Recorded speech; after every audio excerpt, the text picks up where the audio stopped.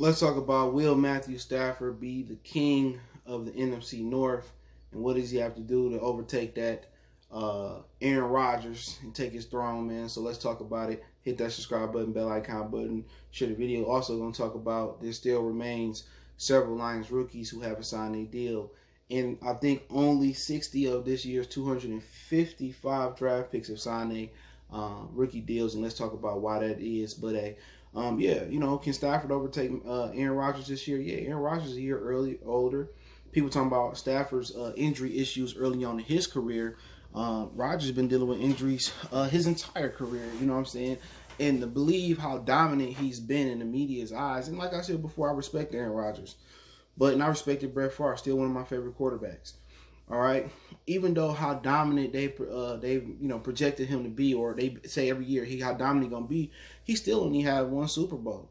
You know what I'm saying? So how can you say he better than John Elway, Tom Brady, Joe Montana, and guys of that nature? He won Super Bowl better than Dan Marino.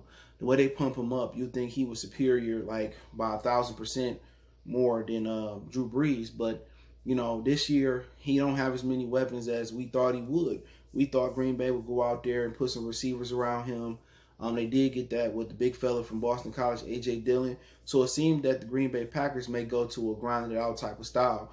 And for them to be able to ground and pound with Dillon, and if they still kept the Jamal Williams guy, I don't know, they still got Aaron Jones, who broke out last year. If they go to the ground and pound with Aaron Rodgers, that means his numbers may not be as good as Matthew Stafford's numbers, but the only number that's really going to count for you to be the king or conquer the NFC North is winning. But hold on, I'll get there. But for them to be able to ground and pound in Green Bay, they have to be able to do a better job of stopping the run. Now, they've been able to stop the run versus us, but other teams, they haven't, and we really ain't having a really good run game in quite some time. But for them to ground and pound, they have to be better in the interior of their defense. They've been really, really soft up the middle. Great teams that run the ball and that's physical in the trenches showed that. So, and also they got Rick Wagner, so hopefully he plays just as bad as he did in Detroit and Green Bay. But for Stafford to have to take the throne, I don't think numbers is going to be an issue. I think he got more weapons than Aaron Rodgers. Rodgers might have a better coach team around him and a better offensive line, and they might have a better running game, but that's still having, my neck be hurting. Still haven't stopped Matthew Stafford from, putting up numbers. So when you look at the numbers, Stafford might end up with better numbers this year. Green Bay did add, they did add Detroit native Devin Funchess. He was in Indianapolis last year, and he had a leg or season-ending injury. I know that was in camp or early in the season. So if Funchess can come back and be as good as he once was, that's a good pickup. Funchess is a good number 2. Next to Devontae Adams, and they got a rookie tight end they drafted, or a sophomore tight end they drafted last year, and they drafted another tight end this year. Jimmy Graham wasn't doing much, but I don't see Aaron Rodgers going out there, and I don't know what their schedule look like in particular. I don't see him going out there dropping 40 touchdowns, 3 interceptions.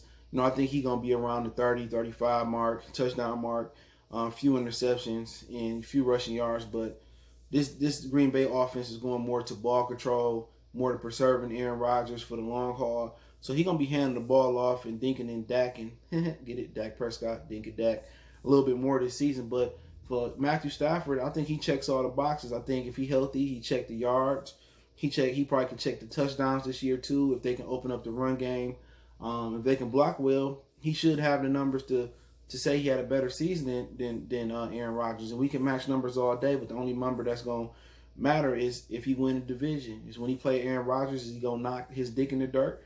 When he go into the division and play the Vikings and play the Bears, will he conquer the division? Will he win the division? That's all he gotta do is win the division. You know what I'm saying? And that says as much as that needs to be said. He dominated the division. He won the division.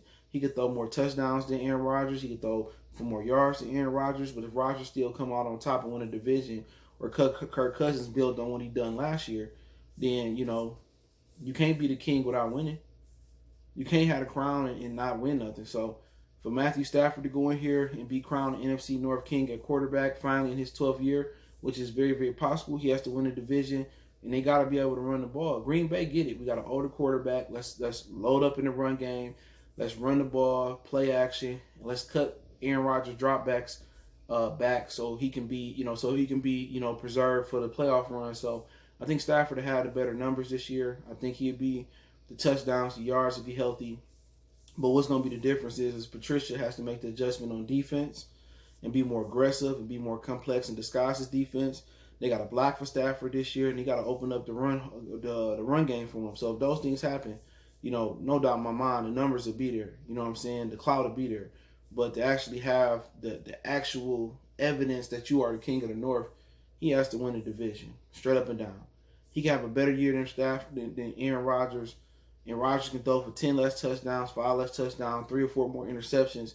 But if Rodgers is 12-4 or 11-5 or 13-3 and win the division, and Stafford is 7-9, 8-8, 6-10, basically Stafford could be on par for his numbers could be on par for MVP season.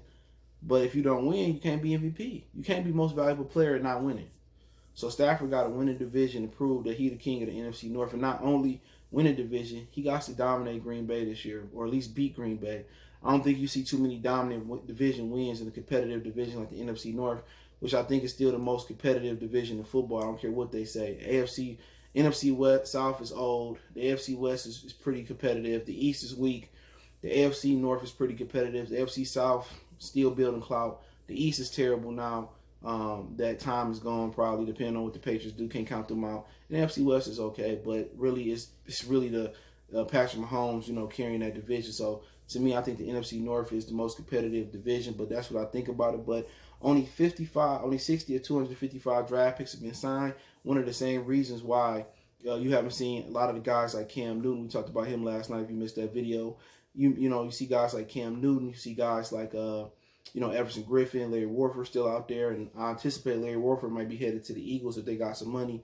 They just lost a Pro Bowl guard in Brooks, I believe it is, in the offseason workout. I forget what he injured.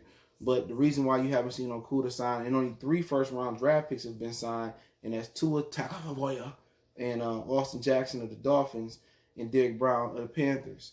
So the reason you haven't been able to see that is because a lot of these teams haven't been able to get the first-round guys and a lot of these guys in for their physicals. So the Lions have signed John Panisi, Julian Okora, and Logan Stenberg, some lower-level draft picks compared to the first-rounders, but we still trying to get Jeff Okudah under contract.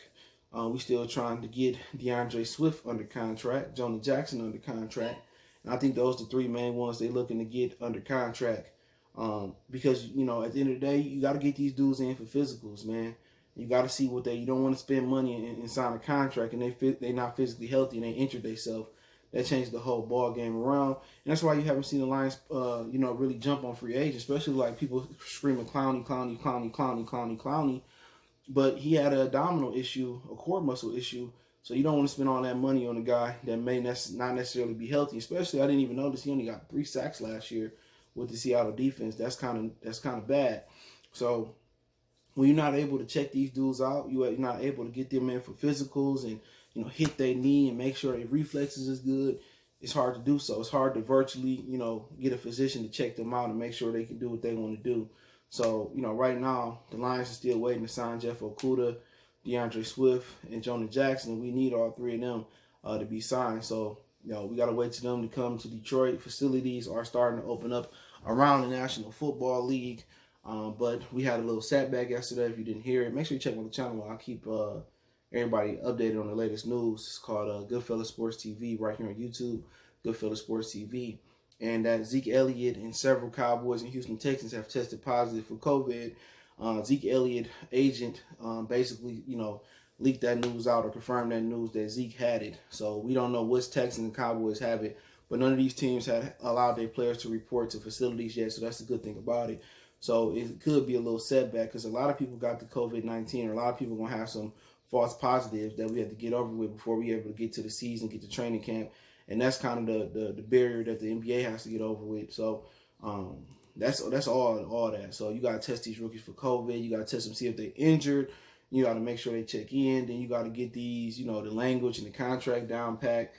So we'll see how it turns out. So we're still waiting for some Lion rookies to get signed. We're still waiting for some veterans to get cut so we possibly could pick them up. And we're still waiting to kind of sign the last of the free agents that's hanging around. But I do appreciate everybody for checking in. Don't forget me on Facebook, Instagram, Twitter. You reach out if you got business question, inquiry, sponsorship, video requests. Keep sharing videos.